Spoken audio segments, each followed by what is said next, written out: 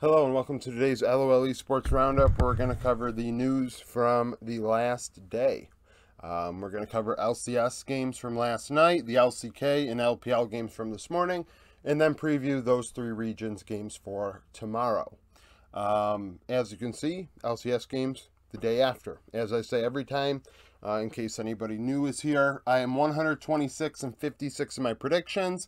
On this board, I think I am 3-2, and then went 4-0, as most people did. So I'm 7-2 on this board, these 9 games here.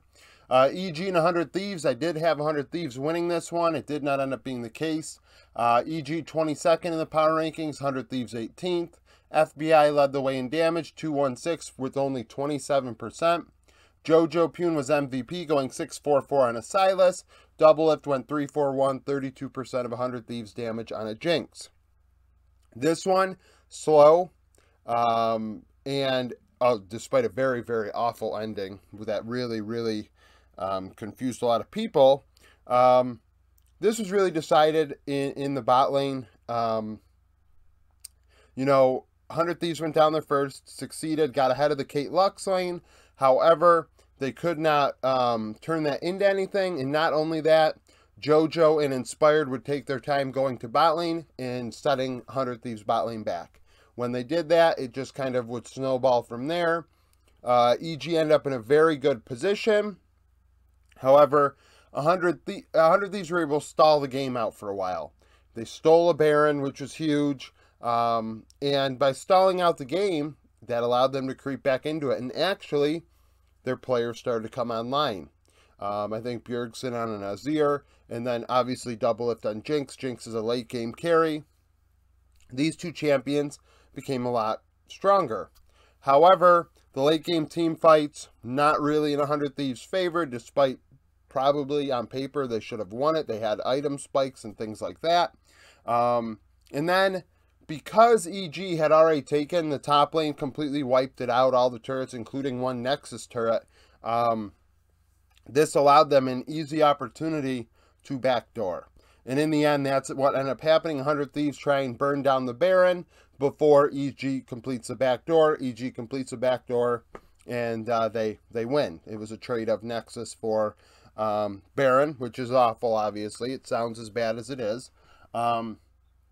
And that was kind of the deal. I mean, a game that, honestly, 100 Thieves, I mean, it ended so terribly, it's really hard to even talk about. Neither team won in this game. Immortals and FlyQuest, Immortals 2-4, FlyQuest 6-0, 8th in the power rankings would win. Prince 615, 30% of damage. Vikla 414 in mid was MVP. He played great. Tactical 131, 34% of damage for IMT. Full disclosure, I mean, I watched that game, but I can't tell you a lot of what happened. Kind of like just in one ear, out the other. It was a complete stomp. Immortals just really, going into it, I think it's because I didn't think Immortals had much of a chance. And to be honest, it's what ended up happening. Blaze Olive, so one play sticks out to me. Blaze Olive tried to dive and solo kill Vikla, ended up trading 1-for-1. However, just to put it in perspective, he does this, his TP is down, Vikla's TP is up. So Vikla is able to TP back in the lane and then get the farm, where a Blaze Olive loses all that farm. So, why do you dive there? Why do you get the kill there? If, I don't know, I don't think it was first blood. So in the end, Vikla comes out ahead of that trade. Definitely an encompassing moment where I think I don't know why a Blaze Olive is playing over Balulu. I really don't. I don't. It's very puzzling. And, I mean, Fly just take care of business. The bot lane obviously wins hard. Prince is absolutely cracked. Winsome had some good moments on the Rakan. They went Xayah Rakan. I think he even had a double kill at one point. So, excuse me, Fly take care of business there. CLG and TL. So CLG win. They're 3-4. TL are 3-4 now. Dokla ends up being MVP. Palafox 233, 30% of damage. Luger 613 on a Callista. Summit 352, 30% of damage for TL. So Dokla had some really good moments in the top lane on the Aurelia into Summit's Gnar. Was able to really set up a dive well. In addition to that, he had a very clean triple kill around the Drake pit that really gave CLG an advantage, and CLG would not relinquish it after that. That was the turning point, in my opinion. He was very low on health and was able to complete the triple kill. It was very, I mean, I keep using these adjectives over and over again and repeatedly, and that's not what I'm starting to realize maybe I'm doing that too much, but regardless, it was a cracked play. It was it was super good on Aurelia by Dokla. And then Luger later had a quadra kill on Kalista. That was nice. We're seeing Annie start to pop up. We saw Annie for Barrel. I talked about this yesterday. It was buffed on 13.3. I did not include it in the patch video because nobody plays Annie. So how can you look back at people's champion pools over the last couple of years and find players that might play Annie? But Hui played Annie alongside, well, not Hui. Hui did, though, for Golden Guardians, but that's beside the point. CLG Poom played Annie alongside Luger, and that was successful. So, pretty much that Dokla triple kill turned the game, and then CLG were able to finish from there over the next several minutes. Dignitas and C9, Dig 0-6, C9 4-2, 17th in the power ranking, C9 win. Berserker 705, 31% of damage on Lucian. Diplex was MVP, going 405 on a Yone. Armit 253, 35% of damage on a Jace. Armit had a really good early game. Fudge struggling. I think Fudge may have picked Kesante, I'm not sure. Regardless, there was a big diffy in the top lane in the early game. Santorin went up there a couple times, ensured that the Jace was ahead, and then the Jace did nothing else after that. And it became useless.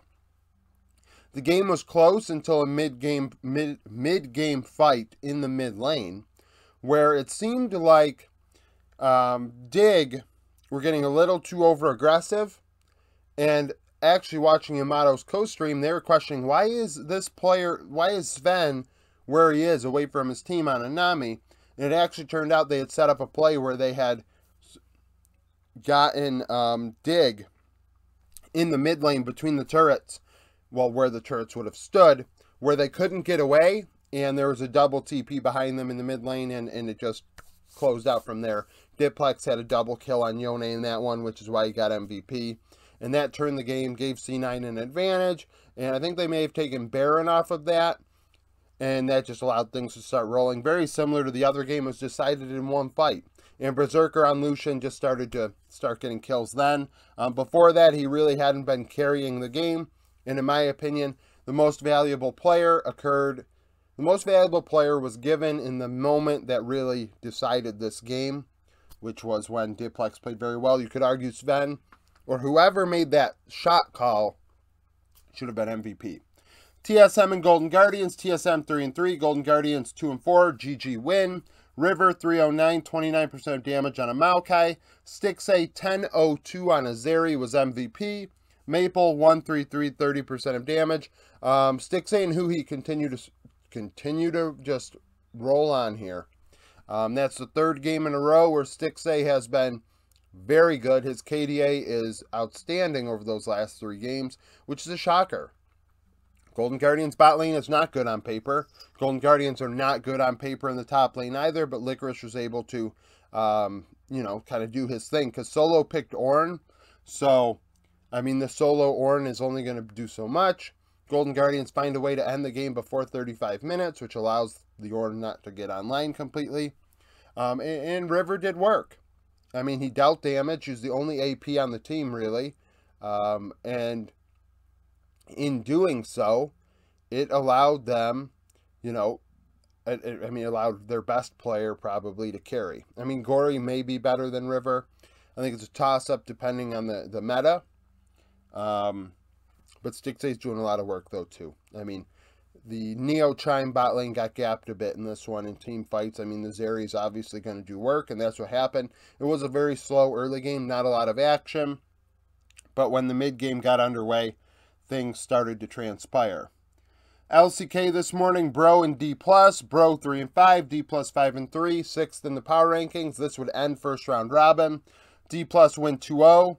Showmaker was MVP, going 9-1-8, 35% of damage. Canyon 209 in the jungle. Henna 441, 30% of damage for Bro. So 6 and 3 and 3 and 6 to end first half of the split. And I won't say that either one of those are really overly shocking. I mean, the manner in which they got to those records, a little surprising. But the records themselves, not super shocking. Showmakers LeBlanc and Talia were very impactful. He did a lot of work. He got around the rift, made things happen, even more so than Canyon, who only had 11 KP to Showmaker's 17. Bot lane-wise, I thought D+ left a lot to be desired.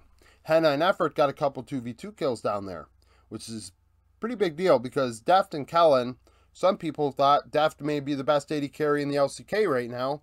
Getting 2v2 killed by Henna and Effort leaves a lot on the table, not to mention the fact that they had Lucian Nami. Lucian Nami still is supposed to be considered the best bot lane, even on 13-3. So definitely an interesting situation to behold. These games are slow, as was the expectation. Game 1, Bro and D+ was like 14 total kills between the two teams. If you recall, there was a game last year between these two that I think went nearly 30 or 40 minutes without a kill. It was the record. I forget what the record is exactly. I want to say it was 30 minutes, like 29:56 before first blood was a guess. And that kind of encompasses how I expected this series to go. I guess in game 1, there was an interesting situation where Showmaker sold all his items for Lichbane and other things that could take down turrets really quickly that kind of work on LeBlanc, and he TP'd to end, and that like sped it up because he was able to, you know, he went all in on ending the game there and backdooring and finishing it off before Bro respawned. So that's something interesting to think about, right? How often players maybe don't go all in when they could to try and end.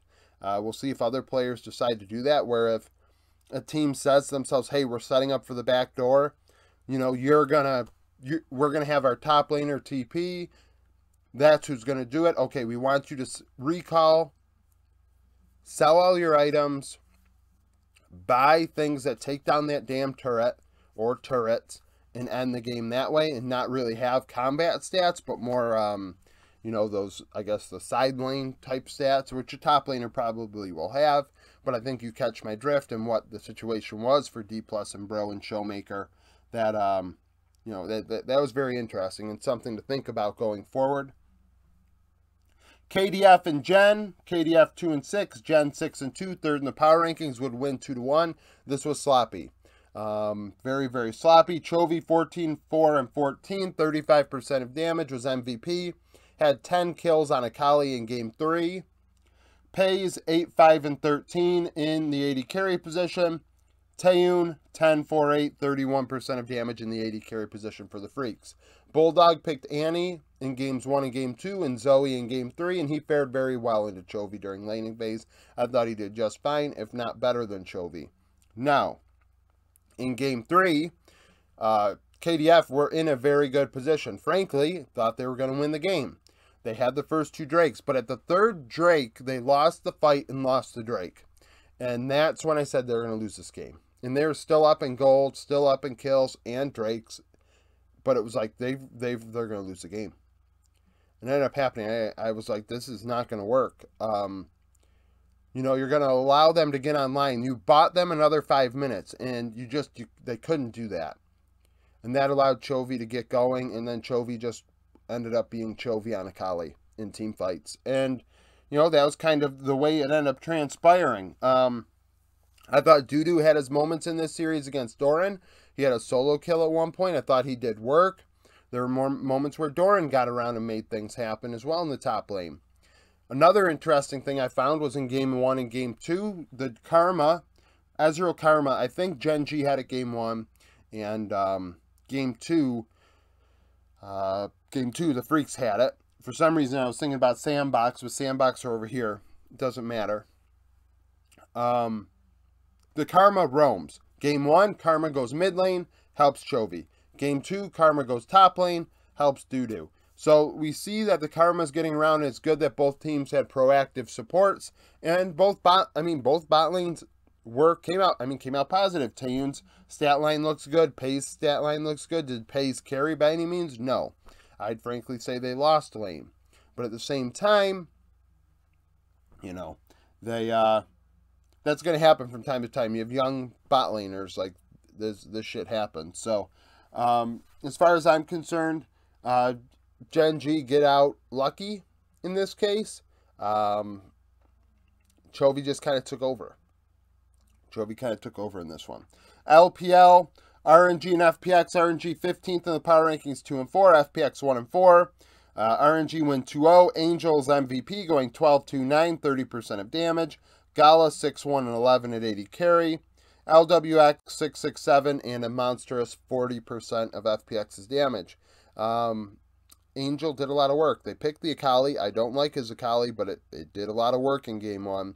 And that's really what got him the MVP. Game 2, the Azir did things, right? I mean, he made some things happen, but it wasn't as big of a deal as I felt the Akali was in game 1. But game 2 was just sloppier in general. I thought Wei was very active, but Wei also died a lot. The bot lane, obviously doing very well, keeping Gala alive. But at the same time, not a ton of kills. Breathe and Fearness, I mean, that matchup was just whatever, in my opinion. FPX are in a troubling situation. And I said it yesterday, and if you haven't paid attention, Doomby kind of leaked something on stream. Because obviously he has an in at FPX. He would know. Or at least, you know, you'd like to think that he might know. He might be blowing smoke as well. That they're thinking about moving LWX to support and signing an AD carry, because the support position right now with FPX and their depth chart is not great. They do have a rookie in Lele. Lele's left a lot to be desired. So the thing is, though, you're thinking about doing this when we're in a meta that has like 80 carry supports, right?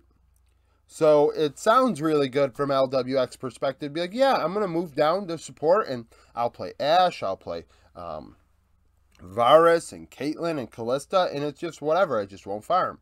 And it's like, yeah, 13-3, buddy, a lot of things are changing. And maybe the meta doesn't shift enough, but it's going to start getting a little chaotic down there, and it might not be as 80 carry centric as it is right now. All of a sudden things change. So it's definitely troubling times with FPX right now. Team Wii and LNG 11th in the power rankings, 4 and 1. They win 2-0. LP 18-1 and 15, 26% of damage, was MVP. Hung 1-1 and 30. Hope 3-6-4, 26% of damage for Team Wii. Bot gap. And it just seemed like LP was getting all the kills. It really did. It seemed like he was doing all the work, making things happen in these team fights. And it was just like, oh, there's another one. There's another one. Oh, he got another one. Like, that's literally how it felt. Scout had his moments.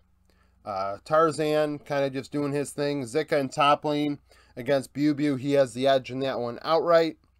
As far as Team Wii's concerned, bot lane, Iwandi played 80 carries in both games. I'm not super fond of that. I think Iwandi is more of an engage support. I loved when he played Nautilus. I think to start the split, and he got around the rift and made things happen and really got Team Wii in a good position. And I feel like when the meta shifts on 13-3, Team Wii might be better than they are right now, which is a good sign because they're 3 and 4 right now, and that's a good spot to be in if you're going to get better, right? All of a sudden it's like, oh, we might have a winning record. We're going to make the playoffs, which is a surprise given not only the roster, but where they were last year in summer, not winning a single series. But at the same time, you'd like them to kind of be proactive and figure that out now. Warhorse is their coach. Warhorse has been around the block, former world champion, if I recall. So they'll figure it out. Sneak peek for tomorrow. LGD and Ninja in Pajamas. These teams are combined 3-9. LGD beat Ultra Prime.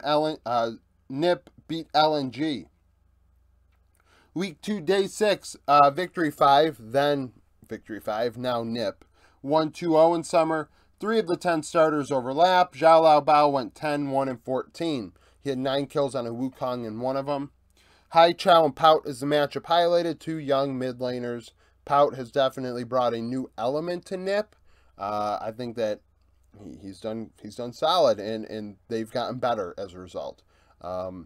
Vodic is still extremely dominant in the bot lane. I think they win through bot, but the mid lane matchup should be nice and close. Thunder Talk and OMG. Thunder Talk 21st in the power rankings 4-2. OMG 2-3. Thunder Talk coming off of an upset win against Weibo. OMG lost to Rare Atom. Week 7, Day 2. Thunder Talk would win 2-1 in summer. 8 of the 10 starters overlap. The only 2 that don't. 80 carry for Thunder Talk, Kepler out, Wanfeng in, OMG, support, Jerry out, PP got in. In that series, UCal went 13-5 and 17. Cream struggled, going 5-11 and 17. The bot lane matchups one highlighted, Wanfeng and Yao Yao against Abel and PP God. Abel and PP God need to step it up. Samira's been buffed, but not on 13-1A, so I guess that's... The difficulty is still, and if you haven't been watching my videos, the LCS is on 13.3. LCK is on 13.3. LPL is still on the patch everybody started the year with on 13.1A. They are not even on 13.1B. LEC are going to be on 13.1B this week as well. So we have 3 different patches going on at once. So you kind of got to remember what things occurred between these 3 patches, you know. The game states are different, right? So, regardless, Abel and PP God need to do better. We identified, and personally, I thought PP God would bring a new element to this team to improve them, but I don't think that they're much better than where they would have been with Cold there. To be honest, I don't think PP God has really given them, you know, an extra element. I would like him to be going mid lane to try and help Cream, or even take Roams to top lane to help Shanji. These 2 players are super good. For them not to be getting opportunities kind of sucks. Aki has always been kind of iffy because he doesn't... He plays more carry-oriented things, not really a good facilitator. So you'd like PP God to take more of a facilitator role. LCK. Probably the... Let me look here. Yeah, so this is the matchup of the day that's probably the most interesting. T1 first in the power ranking 7-1. Sandbox 12th at 6-2. Both of them last played DRX last week. Both of them beat DRX. Week 9, Day 1 of summer. Sandbox would win 2-0. 7 of the 10 starters from that series start tomorrow. Closer went 6-1-16. Faker across from him went 3-6-6. The top lane matchups one highlighted. Zeus has played very well this year, but Keen has played better. So Zeus is probably the 2nd best top laner right now in the LCK. And Birdall's coming off of a game against Rascal where he solo killed him a ton. Like, really, really crushed Rascal. And Rascal, despite playing pretty bad this year, is not a bad player. So for him to be able to do that, it was impressive, especially out of a player like Birdall. Sandbox has played a lot better lately. That is without a doubt. 6-2, did not expect that. I don't think many people did. Coming off of their summer, losing their 80 carry. It definitely is a surprise that they are where they are. HLE and DRX. HLE 5-4, 24th in the power rankings. DRX 1-8. HLE beat Nongshim and DRX lost to KT earlier this week. So this is the first series of the 2nd round robin. So these teams have already played this year. When they played week 3, day 4, HLE would win 2-1. Zeka 18-7-11.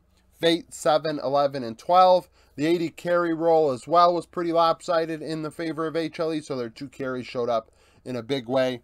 Top lane matchups, the one highlighted. I think people are hoping Rascal shows up after that demolishing and beat down by Birdall. And Kingen, it's not super great, right? So you'd like to think that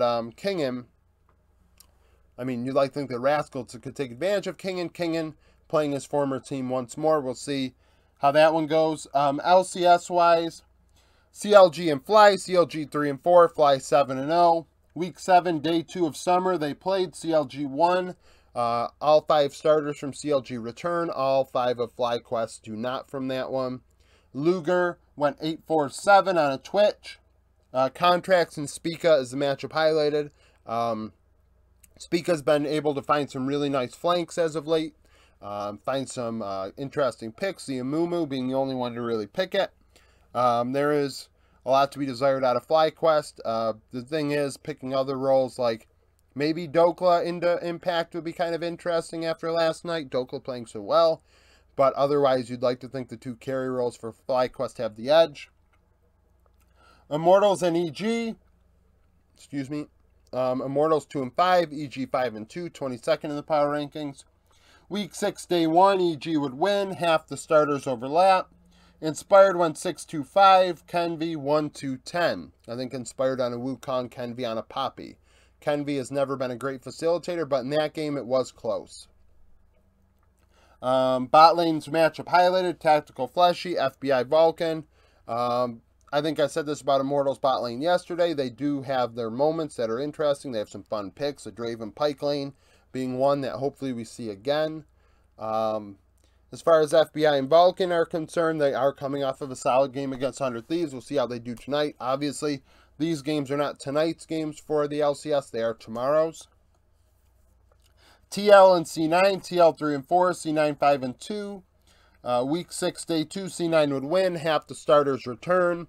Sven went 1-11 at support. Core JJ 0-4-8. Summit and Fudge is the matchup highlighted as Summit plays his former mid laner and former team for the first time. And C9, maybe there will be a little extra, I don't know, extra excitement for Summit for that one. Maybe he shows up, he doesn't int his face off. Then again, he may get overexcited and int his face off. So we'll see how that one goes. TSM and Dig.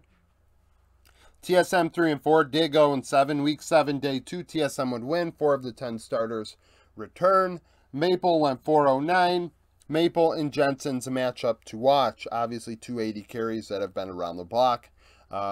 Dig have stunk real bad. Real bad. Their record indicates that. And, I mean, it's hard to say. Statistically, I think TSM are the second worst team, despite having more wins than Immortals.